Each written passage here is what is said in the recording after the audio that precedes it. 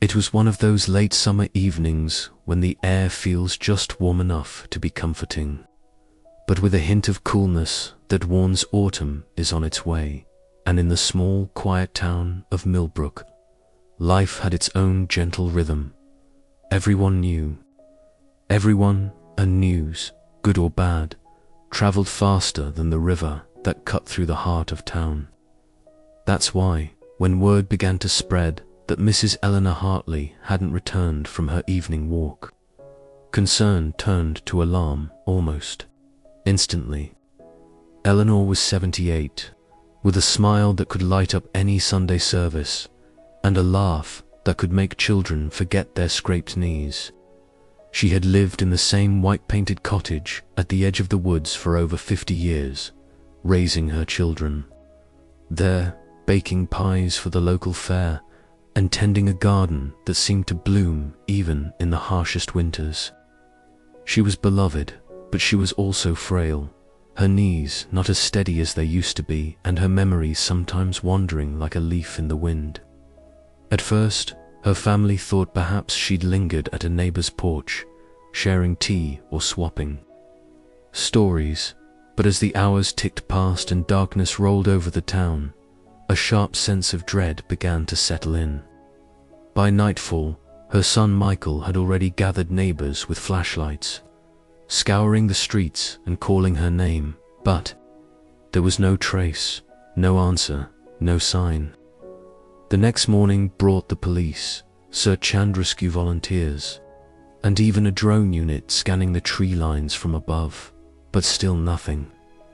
The woods behind Eleanor's home loomed like a wall, dense and tangled, stretching for miles into wild country. It wasn't a place most people dared to enter without a clear path, and certainly not a place an elderly woman could icily navigate, especially alone. By the second night, exhaustion weighed heavy on everyone. The air turned colder, and the thought of Eleanor spending another night out there was unbearable. People whispered about the dangers, the steep ravines, the wild animals, the sudden weather changes, but no one said aloud what they all feared most. On the morning of the third day, hope was fading fast, and every hour felt like a door slowly closing. That's when Officer Daniels, a man who had served the town for nearly 2 decades, stepped forward with a quiet conviction. He knew this case needed something more than manpower, more than technology. It needed instinct, precision, and heart. And that's when he made the call to bring in Rex, the department's most trusted canine unit. Rex wasn't just any German shepherd. He'd been trained for years in scent tracking, search and rescue, and protection. His record was filled with success stories, but more importantly, he had an uncanny sense for finding the lost, almost as if he could feel the desperation in the air. When Daniels arrived with Rex, the dog's presence seemed to inject new energy into the tired crowd. The moment Rex's paws touched the grass near Eleanor's porch, he became focused, his sharp amber eyes scanning the surroundings, ears perked, tail stiff. Daniels crouched down and gently pressed Eleanor's scarf to Rex's nose. The dog inhaled deeply, processing the scent, and in that moment, it was as though a silent understanding passed between man and dog. Find her. Without hesitation, Rex began to pull toward the edge of the property, his body low, his movements deliberate. He wasn't wandering, he was following a trail only he could sense. Daniels called out to the team to be ready, and together they stepped into the shadows of the forest, leaving behind the comfort of the open streets and entering the unknown. The air was cooler under the canopy. The light filtered into green-gold patches on the forest floor. Every step deeper felt like crossing into another world, one where time slowed and every sound, the rustle of leaves, the snap of a twig, carried meaning. Behind them, the town waited, breathless, for any news. Ahead of them, Somewhere in the vast, silent expanse was Eleanor, alone for 3 days. And if she was still alive, every second mattered. Daniels tightened his grip on Rex's leash, feeling the steady pull forward, and silently vowed they would not return without her. The moment Rex caught Eleanor's scent, it was as if the rest of the world faded into the background and nothing existed but the invisible trail before him. His head lowered, ears pointed forward, and each breath through his nose was a deliberate act of concentration. Officer Daniels could feel the pull on the leash, strong and urgent, and he quickened his pace to keep up, his boots crunching over damp leaves and brittle twigs. The forest was dense here, a twisting labyrinth of roots and undergrowth, with thick branches overhead blotting out most of the morning light. The air smelled of moss, earth, and the faint sweetness of decaying leaves. But somewhere in that mix, Rex had locked onto something distinct, something human, something that belonged to Eleanor. The rest of the search team followed close behind, their radios crackling occasionally with updates from other crews searching different sectors. But Daniels barely heard them. He trusted Rex more than any map or GPS, because this dog had a gift, an ability to track a single scent through miles of distraction. They moved through a shallow ravine, wading across a narrow stream that chilled Daniel's legs through his uniform. Rex didn't hesitate. His paws splashed in and out without breaking stride. Every so often, he would stop, sniff the air, circle briefly, then resume in a new direction, adjusting their course like a compass that couldn't be fooled. Hours passed like this. Sweat dampened Daniel's back despite the cool forest air, and his legs ached from the uneven terrain, but energy didn't waver. The dog's breathing was steady, his focus unshakable, his determination almost human in its intensity. Daniels thought of Eleanor, a sweet woman who used to bring the station homemade blueberry muffins every Christmas, and wondered what state she might be in now. 3 days was a long time without proper food or water, especially for someone her age. A deep unease gnawed at his stomach, but he pushed it down, focusing on Rex's movements. At one point, they passed an old hunting cabin, its windows broken, moss climbing its sides. Daniels paused, thinking maybe Eleanor had sought sheltered there, but Rex barely gave it a sniff before veering sharply left, deeper into the woods. They climbed a rocky slope, the ground slick with wet leaves, and Daniel's heart pounded in his ears. Still, Rex pressed on, tail stiff, ears scanning for sounds the humans couldn't hear. Suddenly, the dog stopped. His body went still, nose lifted high, drawing in the air like a living radar dish. Daniels held his breath, watching, feeling the charge in the air. Then Rex let out a single sharp bark, a signal he had picked up something significant, without waiting for a command. He surged forward, forcing Daniels into a near run.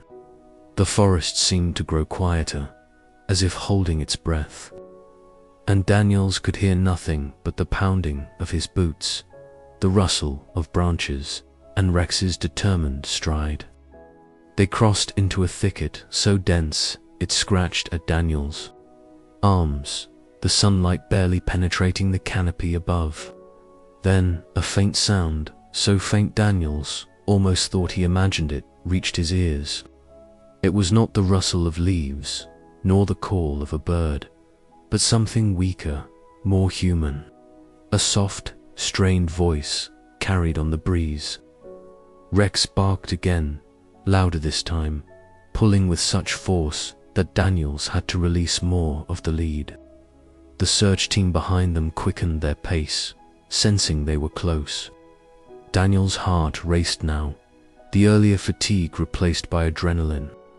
Every step brought them closer to the unknown. Would they find her alive, or had they come too late? Rex didn't doubt. Dogs never do. To him, the trail was still warm enough to be worth chasing, still full of possibility. Daniels felt a surge of hope he hadn't allowed himself in hours. He glanced at the team, nodded once, and said, "Stay close.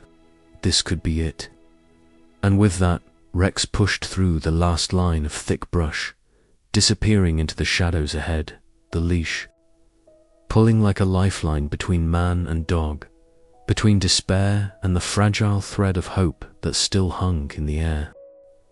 The thicket seemed endless, a tangled wall of stubborn branches and thorny vines. But Rex plowed through it with the unstoppable force of purpose, his powerful body slipping between narrow gaps, the leash tugging hard enough that Daniels had to duck and weave to keep up. The air in this part of the forest felt heavier, the shadows deeper, and the ground underfoot was damp and spongy with years of fallen leaves. Then, as if a curtain had been drawn back, the dense growth gave way to a small, hidden clearing bathed in a muted glow of filtered sunlight. Daniels almost stumbled at the sudden openness, but his eyes were already searching, scanning every inch of the space. That's when he saw her. Eleanor Hartley, the woman the whole town had been praying for, was slumped against the trunk of a fallen tree, her legs stretched awkwardly to one side, her hands trembling faintly in her lap. Her face was pale and drawn, her lips cracked, and her clothes damped from dew and rain.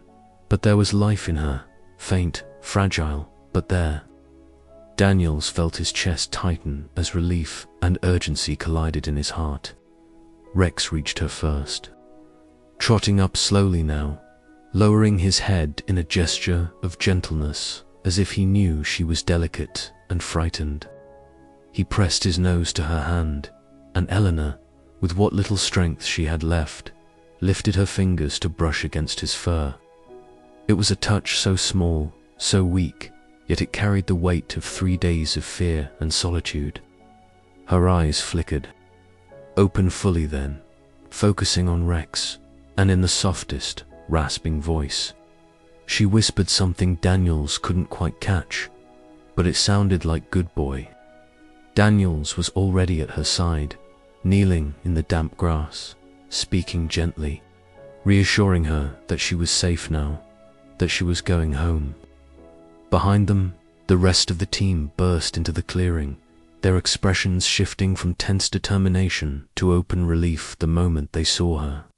2 paramedics rushed forward, checking her pulse, wrapping her in a thermal blanket, and offering sips of water. Eleanor tried to speak, to explain, but her voice was thin and broken.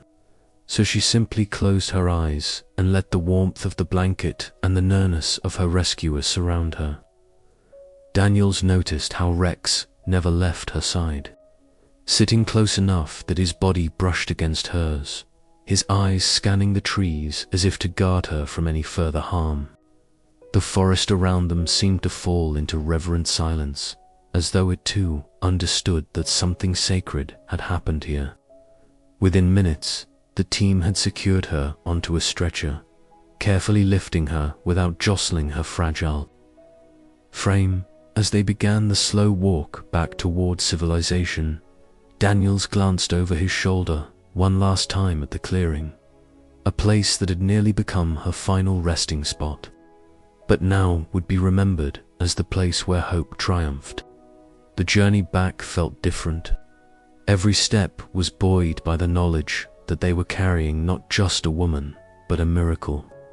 When they finally broke through the tree line, the sight that met them was almost overwhelming. Dozens of townspeople, friends, and family members were gathered, their faces drawn with worry, their hands clasped together in prayer. The moment they saw Eleanor, wrapped and alive, a wave of cries, cheers, and tears swept through the crowd. Michael, her son, rushed forward, falling to his knees beside the stretcher, clutching her hand and sobbing openly, his shoulders shaking. "We found her," Daniel said simply, his voice thick, but his eyes went to Rex, who stood there panting. Softly, tail wagging in slow, satisfied sweeps. The paramedics moved quickly, loading Eleanor into the waiting ambulance. But before the doors closed, she turned her head toward Rex and whispered something that made Daniel smile. "You saved me." And maybe she didn't know all the details yet.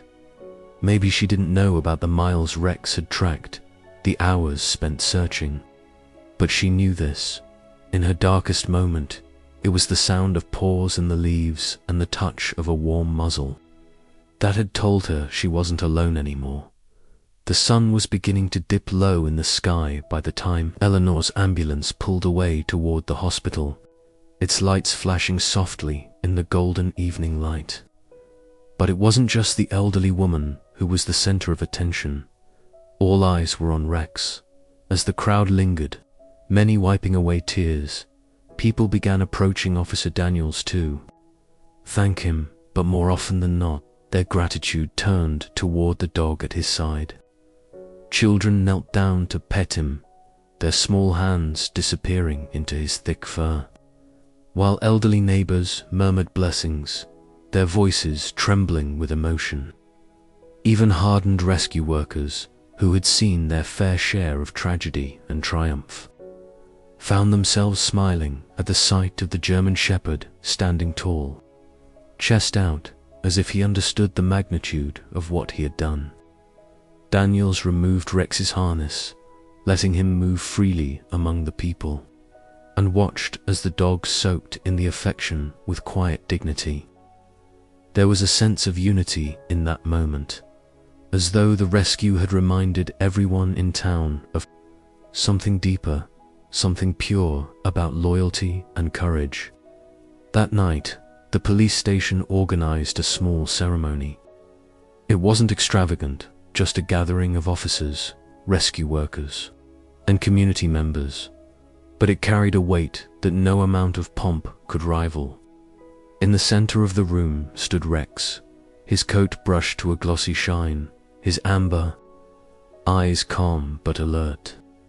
Daniels knelt beside him as the chief stepped forward holding a small medal attached to a ribbon. "For extraordinary service in the line of duty," the chief said, his voice steady, "and for reminding us all of the bond between human and animal that can mean the difference between life and death." As the ribbon was placed gently around Rex's neck, a cheer rose from the room, echoing off the walls, warm and full of pride. Daniels gave his partner a firm pat, leaning in to whisper, "Good boy," and, for a moment, man and dog simply looked at each other, a silent exchange of respect and trust that words could never fully capture. In the days that followed, Eleanor recovered in the hospital, her strength slowly returning. She received countless visitors, but every time Rex entered the room, her face would light up with a smile that seemed to erase the shadows of those 3 lonely days. She would tell anyone who would listen that in her weakest moments, she prayed for a sign that she wasn't alone, and that sign came with 4 paws and a determined heart. Word of Rex's heroics spread beyond Millbrook, carried by local news stations and social media posts, and soon messages began arriving from strangers hundreds of miles away, thanking him for reminding them of the goodness still left in the world. Daniels noticed something. 2 people who had never given much thought to canine units were suddenly inspired, talking about volunteering, donating to rescue programs, or simply taking a moment to appreciate the animals in their own lives. The rescue had become more than a story. It had become a spark. And that, Daniels thought, was the true magic of Rex. Not just the life he saved, but the hope he rekindled. On the following Sunday, The townspeople gathered at the edge of the woods for a community walk in Eleanor's honor. She attended in a wheelchair, bundled against the cool breeze, and at her side, as always, was Rex. As they stood there, looking into the forest that had nearly taken her life, Eleanor reached down to stroke his head, her voice just loud enough for Daniels to hear. "You didn't just find me, you brought me back to the people I love." Daniels swallowed hard, knowing there was truth in her words. And so the walk began, with Rex leading the way, tail swaying, head high, the embodiment of resilience and devotion. If this story touched your heart, I invite you to hit that like button and subscribe to K9 Era. Because every week we share real life, tales of courage, loyalty, and love that remind us all of what's worth fighting for. And today, we were all reminded by one very good boy named Rex.